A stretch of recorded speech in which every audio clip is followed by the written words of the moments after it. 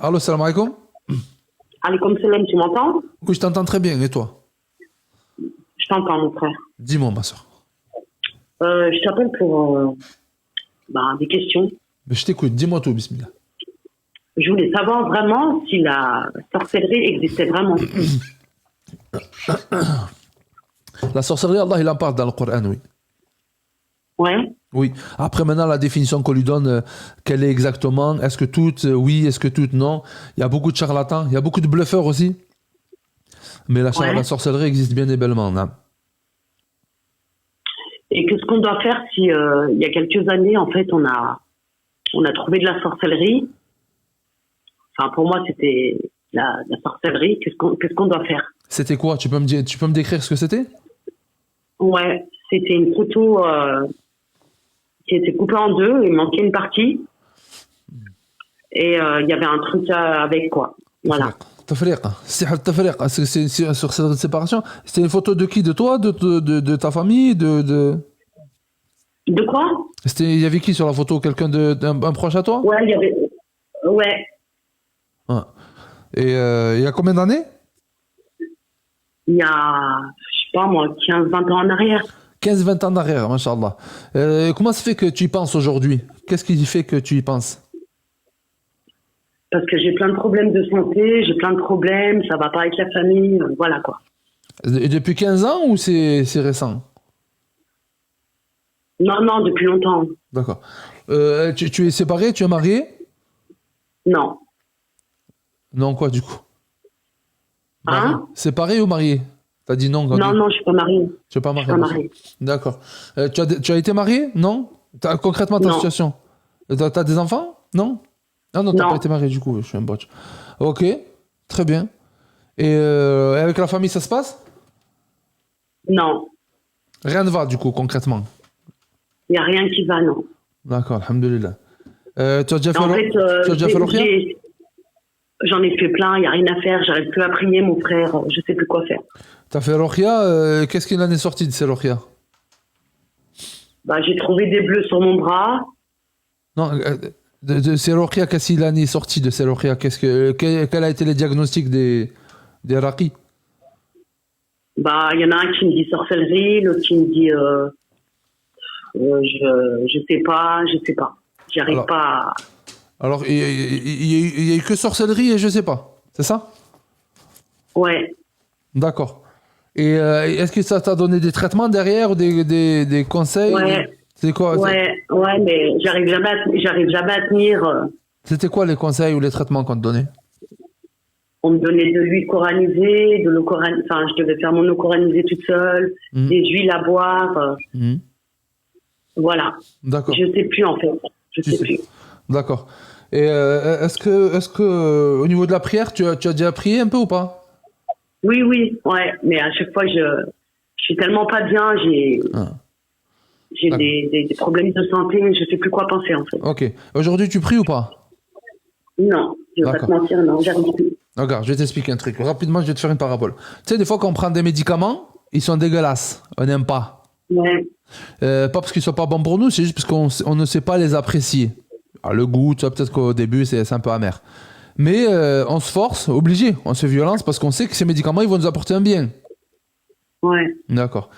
La prière, je me permets de comparer, même si c'est incomparable, mais c'est un peu pareil. T'es malade, t'es pas bien, et la prière, si tu n'y arrives pas et que tu abandonnes, ça va pas t'aider. En réalité, la prière, bien ouais, évidemment, après, c'est beaucoup plus profond, c'est spirituel, c'est une connexion avec ton Créateur, ouais, celui qui est capable de toutes choses, celui qui est capable de seulement le temps d'un clignement d'œil, de soigner tous les malades qu'il y a sur cette planète en même temps et leur donner beaucoup plus. ouais, En gros, ce que je veux dire, c'est que à partir d'un moment, si à chaque fois que ça devient dur, tu arrêtes, dans ce cas-là, toute ta vie, tu vas tout arrêter. Parce que la vie, c'est dur. ouais, Du premier abord, c'est dur, la vie. Quand tu la vois comme ça, quand tu la perçois comme ça. Mais chaque chose dans la vie, tout, que ce soit perte de poids, se marier, entreprise, famille, relationnel, tout ce que tu veux faire dans ta vie, tu vas passer des moments durs. Si tu arrêtes, dès que ça devient dur, ça veut dire que tu t'abandonnes. Et là, il n'y a rien qui va évoluer. Maintenant, moi, pour revenir à ton problème, je ne vais pas te mentir, il n'y a pas 10 000 secrets, il n'y a pas 10 000... Allah, Jalla fil Ula, c'est lui qui est capable de toutes choses. Tu es d'accord avec moi? Ouais. Si tu demandes à Allah subhanahu wa ta'ala qui te guérisse et qui te soulage et qui te sort de cette situation, il en est capable ou pas? Ouais, bien sûr, ouais. Certaines ou tu dis avec la langue ou tu dis avec ton cœur? Ouais, en fait, je sais plus où j'en suis, quoi. Tu sais plus. Je sais pas. Ouais. D'accord. Il n'y a pas de secret. Tu as quel âge, ma soeur? J'ai 48 ans. 48 ans. Allahumma barik, mashallah, la quwwata illa billah. Alhamdulillah, ce qui est bien, c'est qu'avec Allah, c'est que rien n'est jamais, alhamdulillah, rien n'est jamais trop tard tant qu'on est encore en vie. Alhamdulillah. Alhamdulillah. Est-ce que tu sais, on ne te connaît pas, donc tu peux, voilà, tu sais faire la prière, oui ou pas? Ouais, ça va, ouais, ouais. Je comprends pas, mais ouais, c'est bon. Là. Tu sais la faire? Parce que bon, il y a pas de honte à ne pas savoir la faire. La honte, c'est de ne pas chercher à vouloir la faire. Hein? Ouais, ça va, je me débrouille, ça va, ouais. D'accord. En toute sincérité, quand est-ce que tu as fait ta dernière prière? J'ai arrêté, je crois, il y a 2 mois par là. J'y arrive plus. Tu n'y arrives plus, d'accord. Voilà. Très bien. Tu n'as aucune activité? Tu travailles pas? Tu sors pas? Si, je travaille, mais je suis toujours dehors, aérée. Je suis pas bien, quoi. Ta famille, elle est loin? Elle est... Non. En fait, là, j'ai dit à un membre de ma famille que j'ai enfin dit que ce que j'avais trouvé, et puis en fait, la personne, elle essaie de me faire culpabiliser. Non. Après, regarde, ce que tu as trouvé, c'est une chose. Et il faut savoir un truc. Allah subhanahu wa ta'ala, il est au-dessus de toutes les sorcelleries, il est au-dessus de tous les shayatines, il est au-dessus de toutes ces créatures. Allah Azza wa Jalla est au-dessus de tout ça. Il est plus puissant, plus... En fait, ce que j'essaie de faire comprendre, c'est que plus tu vas te rapprocher d'Allah, plus tu vas t'allier à l'omnipotent, l'omniscient, celui qui est capable de toutes choses, et plus ta vie, tu vas la percevoir déjà premièrement d'une façon différente, et tu vas avoir des issues. Allah, il va te montrer d'ouvrir des portes que tu verras différemment. Parce que là, dans la position dans laquelle tu es, le fait de trop focaliser sur ces photos et de croire, des fois, chez Yatin, ils jouent sur ça, ils jouent sur la psychologie, ils vont te faire croire que c'est une fatalité. Ils vont te dire, ouais, mais c'est bon, ça y est, les photos, c'est mort. Ah, mais pourquoi t'essayes? Il y a les photos. T'as pas vu la photo? On t'a grillé. Ça y est, c'est mort. Mais la photo en soi, en vérité, c'est pas une fatalité. Même s'il y a 10 000 photos que tu retrouves, Wallahi, si Allah Azza wa Jalla, il le décide, il n'y a plus rien, il n'y a aucun effet, rien, walou. C'est Allah qui donne la fonction à toute chose. C'est Allah qui donne la fonction à toute chose. Donc maintenant, moi, j'ai envie de dire, ces photos-là, elles n'auront aucune emprise sur toi, n'importe quelle sorcière qu'on a pu te faire, si tu reviens vers Allah et que tu persistes. Mais revenir vers Allah, c'est pas juste faire la prière de façon machinale, de façon juste administrative. En fait, j'ai plus rien dans le cœur. Excuse-moi. Oui, j'entends. En fait, j'ai plus rien dans le cœur. Je suis blasée de la vie. Oui. D'accord. Bah, voilà, quoi. Je comprends. J'entends ce que tu dis. Après, moi, j'ai dit à la personne ce que j'avais trouvé, voilà. Et voilà, que ça avait nuit aux personnes et voilà, quoi. Mais et moi, bien avant ça, pour me guérir, c'est vrai que je suis tombée sur des charlatans, mais j'ai fait de mal à personne, tu vois. Ils m'ont dit de faire des trucs, je savais pas, tu vois. Oui, moi, même ça, je regrette. Mais c'était pour ma santé, c'était pas pour faire du mal à quelqu'un, tu vois. Ma soeur, Allah, il est capable de te pardonner. Bien sûr, oui, il connaît Allah ton intention. Et c'est juste que tu ne savais pas et que voilà, alhamdoulilah, c'est très bien, Allah, ne t'inquiète pas pour ça. Alhamdoulilah pour ça. Je savais pas, je sais pas que je savais pas, voilà, je savais que c'était pas bien, mais c'était vraiment parce que voilà, on m'a endoctriné, quoi. D'accord. Mais c'était pas pour faire du mal à quelqu'un, tu vois. D'accord, j'entends. Dans ce cas-là, il suffit de te repentir, de demander à Allah de te pardonner, sincèrement. Lorsque tu es en prière, lorsque tu es en prosternation, ou même autre, même là, quand tu es debout. Mais en prosternation, c'est le moment où on est le plus proche d'Allah. Donc, multiplions les invocations, ce que nous dit le prophète alayhi salatu wassalam. Mais, je te dis pourquoi je te dis ça, en fait, ma soeur? Parce que je te dis la vérité. La prière, ça libère. Mais la prière, c'est pas juste administratif. C'est pas un enchaînement de mouvements. La prière, c'est un mode de vie. La prière, c'est une connexion avec le Tout-Puissant. La prière, c'est de t'épanouir spirituellement, de prendre conscience, de vivre consciemment avec Allah subhanahu wa ta'ala. Quand tu vis avec, tu sais que tu as un Seigneur qui est capable de toutes choses, que pour lui rien n'est impossible, que seulement le temps d'un claquement de doigts, il peut te soigner. C'est pour ça que je dis la prière, c'est bien, mais prier, pour savoir pour qui tu pries. Il faut savoir qui tu pries, il faut savoir qui est Allah. Allah, quand tu sais qui est Allah, et ta foi, elle augmente. Et ta confiance en lui, elle augmente, et ta vie, elle change. C'est pour ça qu'il faut partir tu vois, toi, tu vises la photo. Moi, je te dis la photo, mets-la de côté. Vise le créateur de toute chose. Le créateur de toute chose, celui qui est capable En de tout fait, non, démolir. il y a eu la non. photo, ce que j'ai trouvé. Il y a eu la photo, ce que j'ai trouvé. Après, je l'ai donnée à une personne. J'ai dit, regarde ce que j'ai trouvé. Elle l'a jeté, puis elle m'a dit de rien dire, quoi. Enfin, voilà. D'accord. Enfin, je sais pas si je dois le dire à la personne concernée. Je sais plus quoi faire. Ça va lui apporter quoi que tu disais à la personne concernée? De quoi? Ça va lui apporter quoi? Cette personne-là, elle est dans ta vie encore? Mais Ouais. Je la vois pas, mais oui. elle fait quoi? Elle va pas bien dans sa vie? Elle est en dépression? Elle fait sa vie normale? Bah, moi, j'ai entendu que ça allait pas, quoi. Maintenant, je sais pas.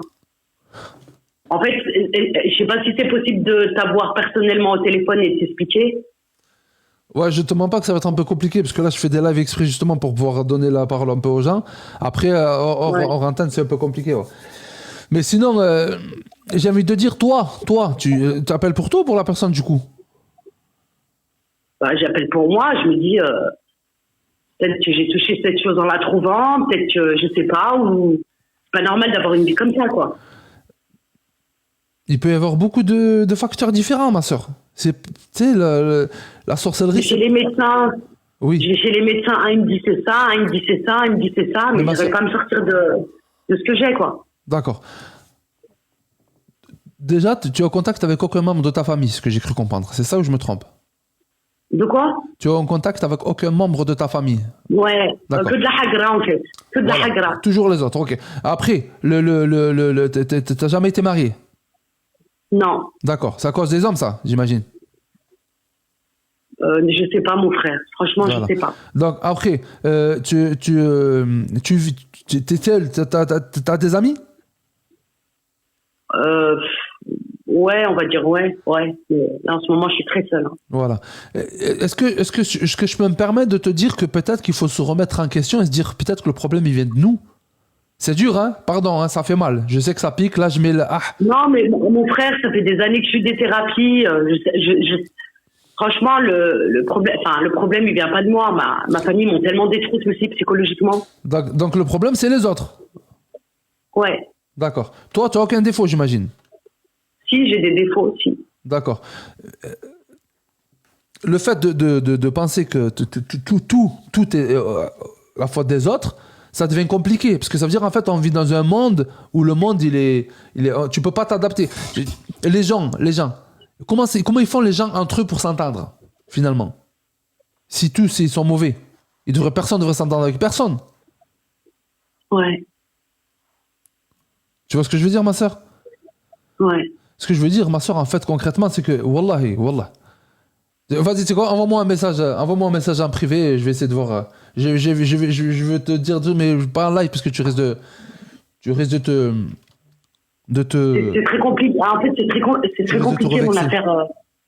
Comment? Je t'ai dit, c'est très compliqué. Je sais plus quoi faire, je sais plus quoi penser. Ça va vraiment pas physiquement, moralement. Enfin, je sais plus quoi faire.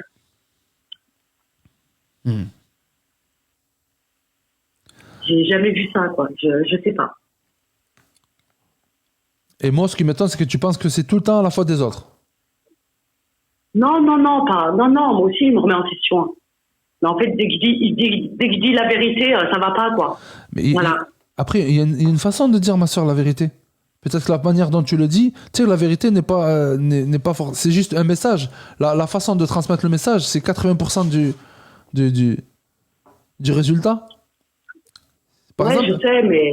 Peut-être que t'es un peu cru, peut-être t'as du caractère, t'es un peu forte et tout. Et franchement, non. Toi, comme t'es sincère, t'es sincère, tu mets pas de filtre, peut-être, comme tu considères que voilà, c'est une vérité et y a pas forcément à avoir joué des rôles ou à être hypocrite. Donc voilà, t'es sincère, tu dis les choses comme elles sont. Il y a beaucoup de, je te dis, de méchanceté, quoi. Enfin, c'est des différences, c'est des mots qui font mal au cœur.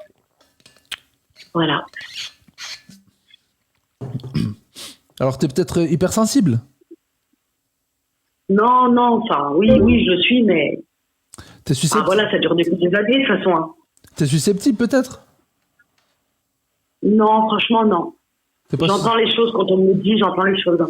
Je les accepte. D'accord. Donc, tu dis que t'es, en fait, ouais.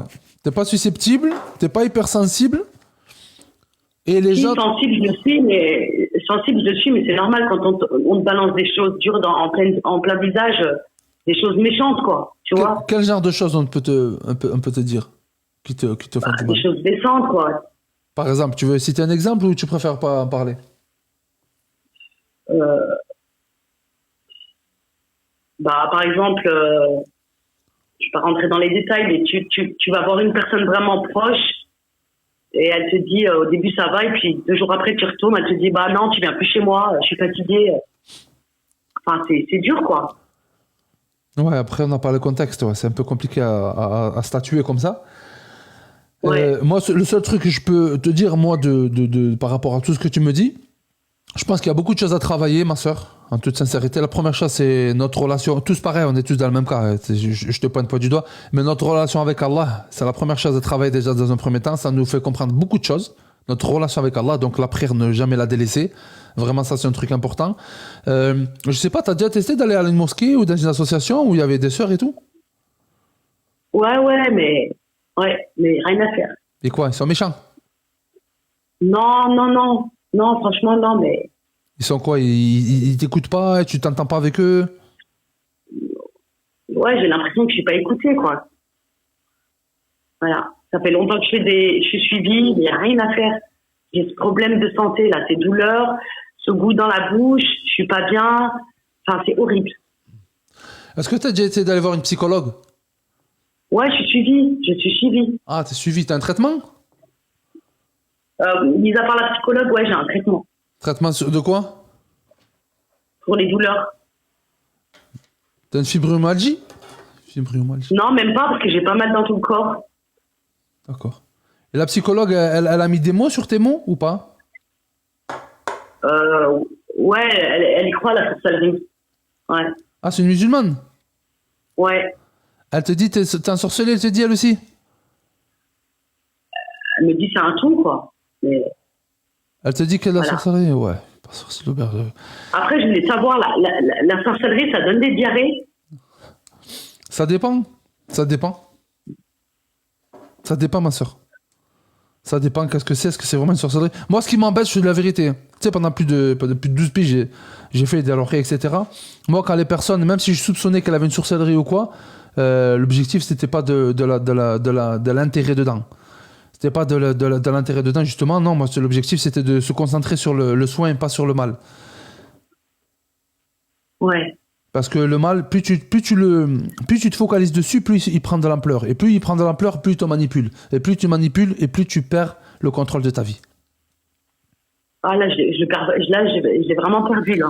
Ouais. Franchement, C'est pour ça que en vérité, là, je sais pas c'est qui cette psychologue et tout ça, mais moi, ce que je pourrais me permettre de lui conseiller, c'est qu'elle se concentre parce que toi, c'est clair qu'ils te font un suivi. Là, vraiment, t'es dans un état, machallah, là, mabarik, t'as l'air déjà très sincère, donc déjà, c'est très bien.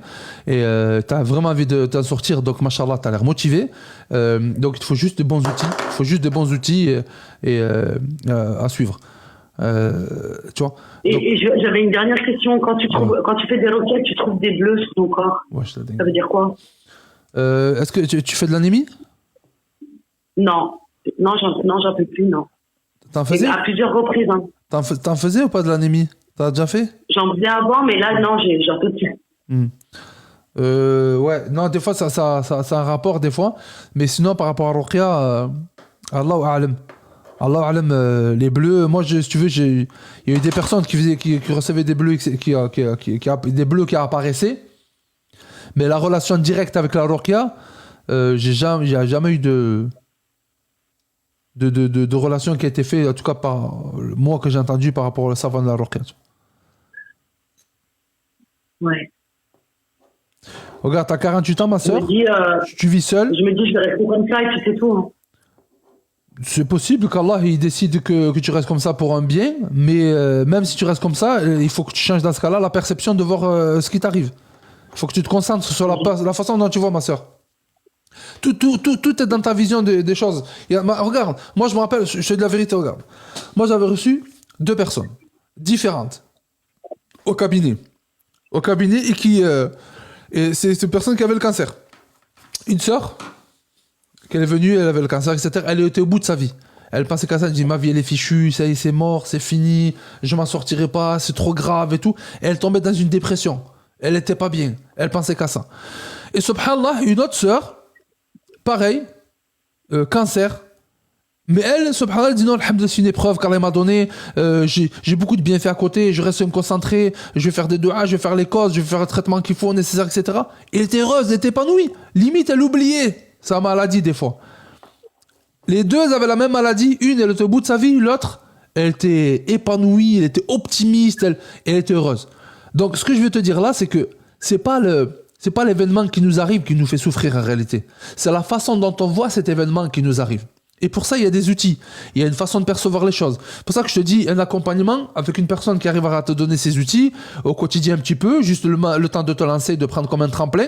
Moi, je sais, quand je fais du coaching, j'accompagne ces personnes-là et je sais que, wallahi, juste la façon de percevoir spirituellement, c'est pour ça que j'appelle ça la psychorochia. Une rochia par la psychologie.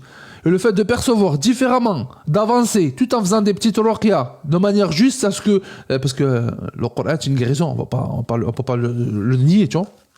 Mais ne pas en faire le seul combat, tu vois. Le seul combat, et bi'idhnillah ta'ala, ça évolue. Pour ça que ma sœur, moi je pense...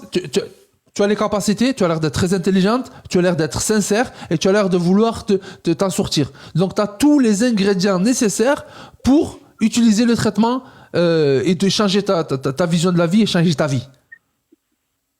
Et tu coaches, toi? Moi, je faisais du coaching. Là, je ne mens pas qu'en ce moment, je ne fais pas. Je vais peut-être reprendre, Inch'Allah. Mais là, actuellement, je ne le fais pas. Mais Inch'Allah, si tu veux, on en discutera. Il n'y a pas de souci pour ça. Ouais.